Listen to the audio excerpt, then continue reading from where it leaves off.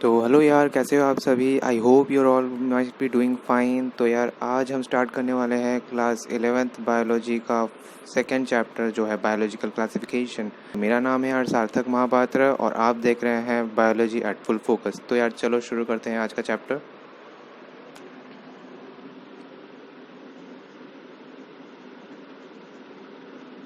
Biological classification.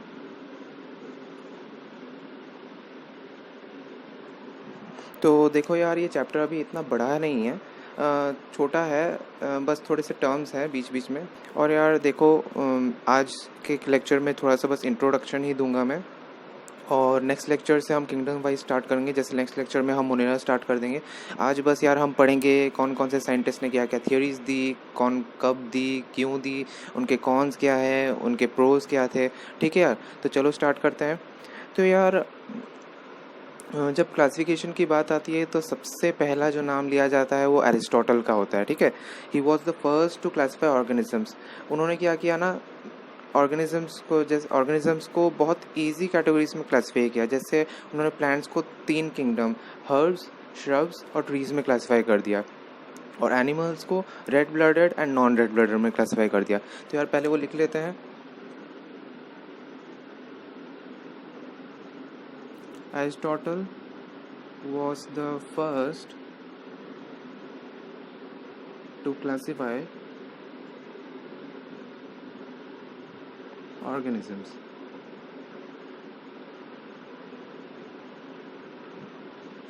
उन्होंने किन में क्लासीफाई किया है? He classified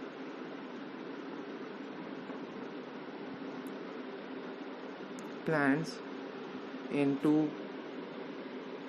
herbs, shrubs and trees. अब यार उनका एनिमल का क्लासिफिकेशन था, आइदर वो रेड ब्लडेड है या फिर वो नॉन रेड ब्लडेड है। ही classified animals into red blooded and non red blooded।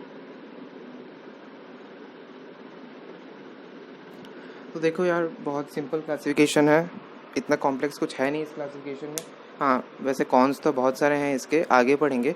तो यार उनके बाद जो जिन्होंने एक इससे थोड़ा सा बेटर क्लासिफिकेशन सिस्टम दिया वो थे यार लिनास। यार लिनास के टाइम में 2 किंगडम क्लासिफिकेशन सिस्टम बहुत चल रहा था उस वक्त। उन्होंने क्या किया यार, एनिमल्स और प्लांट्स को 2 किंगडम में क्लासीफाई कर दिया, एक है प्लांटाई और एक एनिमलिया। ठीक है, प्लांट्स में किसको रखते थे यार, जितने में भी सेल वॉल है सबको प्लांट्स में डाल देते थे। और जितने में ब्लड है सेल वॉल नहीं है उन सबको एनिमल्स में डाल देते थे। अब देखो यार, सुनने में तो यह बहुत इजी लगता है लेकिन यार इसके बहुत सारे कॉन्स हैं। ठीक है, एक एक करके देखते हैं। 2 किंगडम क्लासिफिकेशन क्या था यार, इन्होंने 2 किंगडम्स बना दिया, एक है प्लांट्स, दूसरा है एनिमल्स।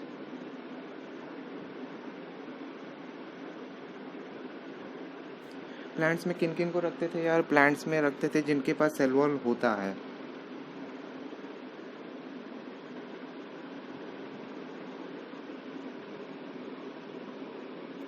Cell wall.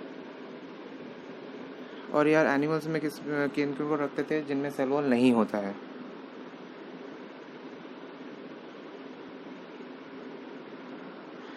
अब यार प्रोस तो यार देख लो बहुत आसान है, 2 ही किंगडम पढ़ने होते हैं, जबकि आजकल तो यार 5 किंगडम पढ़ने पड़ते हैं। लेकिन यार इसके कॉन्स बहुत सारे थे, जैसे कि ये मल्टी सेलुलर और यूनिसेलुलर ऑर्गेनिजम्स में कोई डिफ्रेंशिएशन नहीं था इनमें। देख लो यार, प्लांट्स में सेल वॉल वाले रहते हैं, मतलब यूनिसेलुलर मल्टीसेलुलर थ्योरी की तो धज्जियाँ ही उड़ा दी। और एनिमल्स में भी कोई डिफ्रेंशिएशन नहीं। तो यार ये था कॉन्स। फिर यार यूकैरियोट्स और प्रोकैरियोट्स में भी कोई डिफ्रेंशिएशन नहीं, चाहे यूकैरियोट हो या प्रोकैरियोट हो, वो आइदर प्लांटी में जाएगा या फिर एनिमलिया में जाएगा। तीसरा जो इनका कौन था यार, मोड ऑफ न्यूट्रिशन। अब यार देखो, मोड ऑफ न्यूट्रिशन बहुत इंपॉर्टेंट होता है। जैसे एक ऑर्गेनिज्म ऑटोट्रॉप है या हेटरोट्रॉप है या सेप्रोफाइटिक है, ये दो किंगडम्स उन्हें भी क्लासिफाई नहीं करते थे। तो यार इसके फेल होने का यही एक रीज़न था। और यार ये बहुत रिसेंटली चल रहा था, मतलब बहुत रिसेंटली ही इसके बाद आर एच विटाकर ने दिया 1969, मतलब समझ सकते हो कितना रिसेंटली ही ये सब डिस्कवरीज हुए हैं नए किंगडम्स के। तो यार इसके कौन अगर थोड़ा लिखना चाहो तो लिख लो, और यार नोट करते रहना, ठीक है। ये सब इंपॉर्टेंट पॉइंट्स है, क्रिस्प नोट्स है, लिखते रहना इन्हें। मैं पूरा बोर्ड मिटा के लिख रहा हूँ, ठीक है। तो कुछ नोट करना हो तो नोट कर लो, ठीक है यार, मैं मिटा रहा हूँ, ओके। चलो यार, इनके कॉन्स देखने होंगे हमें।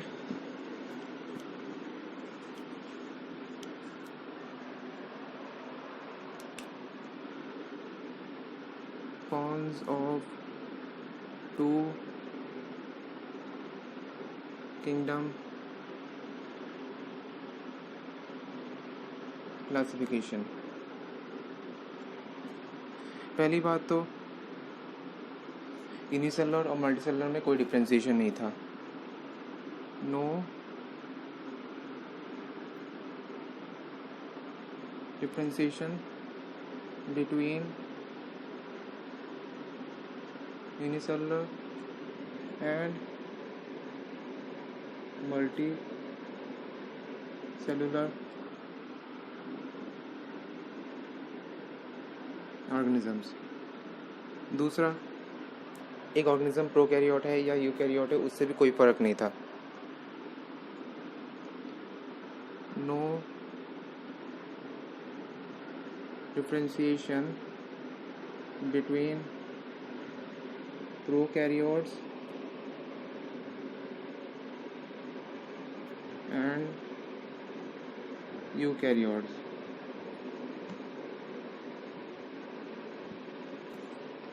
तीसरा जो सबसे मेजर कौन था यार, इनका mode of nutrition. No differentiation between different modes of nutrition. No differentiation between different modes of nutrition. तो ये थे उनके कुछ मेजर कॉन्स। और क्या क्या कॉन्स है यार, वो फर्दर जैसे ही चैप्टर बढ़ेगा उतना वैसे ही हम देखते रहेंगे। तो यार कुछ नोट करना है तो नोट कर लो।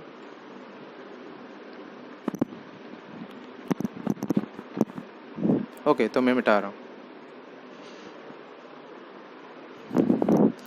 तो यार अब नेक्स्ट, जो जिस साइंटिस्ट ने सबसे बड़ा कंट्रीब्यूशन दिया सेल मतलब क्लासिफिकेशन में, उनका नाम है यार आर एच विटाकर, ठीक है। उन्होंने 1969, मतलब बहुत रिसेंटली ही 1969 में उन्होंने दिया था 5 किंगडम क्लासिफिकेशन, जिसमें उन्होंने 5 मेजर किंगडम्स डिफाइन कर दिए: मोनेरा, प्रोटिस्टा, फंगी, प्लांटाई और एनिमलिया। ओके, ये बहुत बेटर था यार, क्योंकि एनिमल्स को, ऑर्गेनिजम्स को क्लासिफाई करने में बहुत आसानी हो रही थी, ठीक है यार। टॉपिक लिख लेते हैं, विटाकर्स kingdom of classification.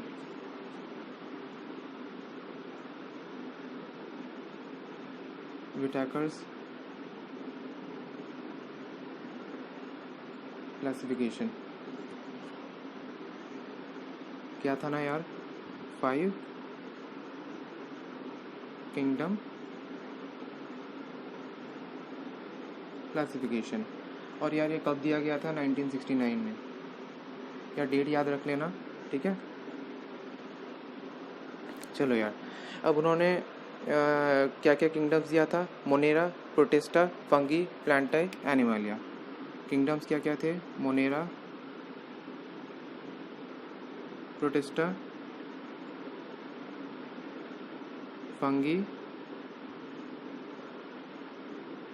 प्लांटाई, Animalia.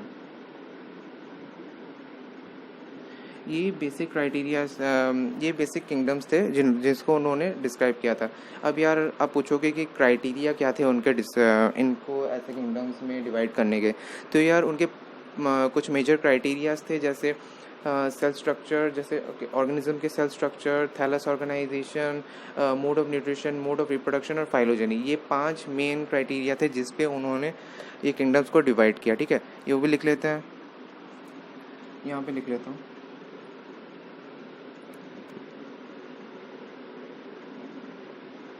Criterias for classification. Criteria क्या था? पहला सेल स्ट्रक्चर, दूसरा मोड ऑफ न्यूट्रिशन,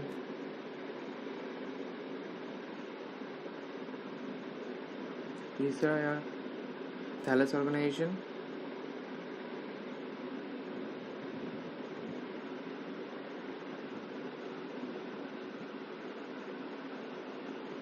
चौथा मोड ऑफ रिप्रोडक्शन,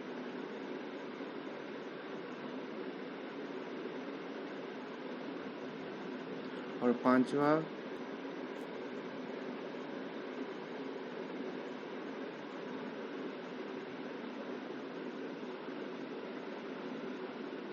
ये लास्ट वाला यार थोड़ा सा कंफ्यूजिंग है। फाइलोजेनेटिक रिलेशनशिप मतलब यार बेसिकली एवोल्यूशनरी रिलेशनशिप। ठीक है, एवोल्यूशन के बेसिस पे जो रिलेशनशिप फॉर्म होता है उसे फाइलोजेनेटिक रिलेशनशिप बोलते हैं। ठीक है, तो ये क्राइटेरियाज थे उनके क्लासिफिकेशन के, और कौन कौन से किंगडम में क्लासीफाई कर दिया। इन सब किंगडम्स को यार एक एक करके पढ़ेंगे। नेक्स्ट लेक्चर में हम मोनेरा पढ़ेंगे, फिर इन सबको एक एक लेक्चर में फ्रेगमेंट्स में बांट दिया हूँ। और यार एक बात याद रखना, मैं ये सब कुछ एनसीईआरटी के बेस पे ही पढ़ा रहा हूँ, कुछ एनसीईआरटी से बाहर जाके नहीं पढ़ाऊँगा मैं। कहीं कहीं पे ज़रूरत पड़े तो थोड़ा सा एक्स्ट्रा बता दिया करूँगा जहाँ पर एनसीईआरटी थोड़ा सा कन्फ्यूजिंग कर देता है, और बाकी सब यार एनसीईआरटी बेस ही करूँगा, मतलब फुल्ली, मतलब सीबीआईसी बेस। नीट और एम्स के बारे में अभी मैंने सोचा नहीं है, फ्यूचर में देखूँगा, अगर पॉसिबल होगा तो करूँगा। तो ठीक है यार, कुछ नोट करना है तो नोट कर लो। ओके, तो मैं मिटा रहा हूँ। चलो भाई, अब यार आता है कि मेन पॉइंट कि यार ये थोड़ा सा देखो डिफ़िकल्ट है। पहले 2 किंगडम थे, अब 5 किंगडम हो गए, तो यार अब क्लासिफाई करना थोड़ा डिफ़िकल्ट हो गया। तो यार इसकी ज़रूरत क्यों पड़ी? तो यार ज़रूरत, जैसे कि मैंने पहले बता दिया था कि यार बहुत सारे प्रॉब्लम्स हैं ऐसे क्लासिफिकेशन के, जैसे यूकैरियोट्स में फ़र्क नहीं है, प्रोकैरियोट्स में फ़र्क नहीं है। फिर यार सेल स्ट्रक्चर में डिफरेंस का कोई अता पता नहीं है। मोड ऑफ न्यूट्रिशन का कोई अता पता नहीं है। फिर सेल वॉल के बेसिस पे ही सिर्फ डिवाइड कर देते थे, मतलब सेल वॉल है तो प्लांट्स में रहेगा, अगर नहीं है तो एनिमल्स में जाएगा। ठीक है, तो कुछ मेजर कॉन्स लिख देते हैं।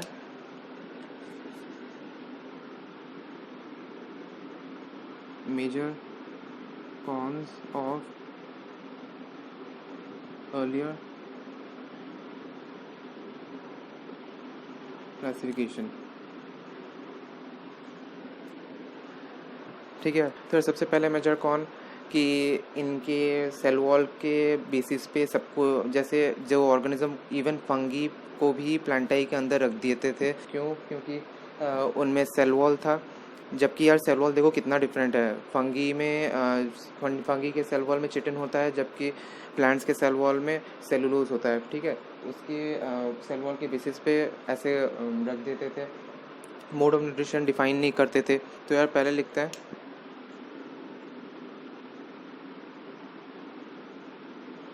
kept all organisms with cell wall in plantae। दूसरा पॉइंट यार देखो यार, अब जैसे यूकैरियोटिक और प्रोकैरियोटिक ऑर्गेनिजम्स को एक ही किंगडम में रख देते थे, आइदर प्लांट में या फिर एनिमल्स में। ठीक है, kept prokaryotic and eukaryotic organisms in the same kingdom. तीसरा जो सबसे मेजर कॉन था यार, सेल वॉल के स्ट्रक्चर पे कोई डिफरेंशिएशन नहीं था। जैसे कि मैंने बोला कि फंगी के सेल वॉल में चिटिन है, लेकिन फिर भी उन्हें प्लांटाई के अंदर रखा जाता है, जबकि प्लांट्स के सेल वॉल में सेलुलोज होता है। तो यार ये थे कुछ मेजर कॉन्स उनके क्लासिफिकेशन में। फिर यार जैसे जैसे मतलब साइंटिस्ट को समझ में आया कि नए नए चीज़ों की ज़रूरत है, तो वैसे वैसे फंगी को फिर किंगडम फंगी में रखा गया। फिर यार प्लांट्स को थोड़ा सा डिफरेंशिएट किया गया प्रोकैरियोट्स और यूकैरियोट्स के बीच में। जितने भी मतलब हमारे मतलब यूनिसेलुलर ऑर्गेनिजम्स हैं, उन सबको मोनेरा में रखा गया। फिर ये एनिमल्स के लिए सेपरेट किंगडम बना। ऐसे करके बहुत सारे डेवलपमेंट चले और आगे भी चलते रहेंगे जब तक नए नए स्पीशीज़ मिलते हैं। तो यार आई होप आज के लेक्चर में आपको सब समझ में आया होगा। तो यार अगर समझ में आया होगा तो सब नोट डाउन करके रखना। तो यार मिलते हैं अगली क्लास में, तब तक के लिए कीप प्रैक्टिसिंग।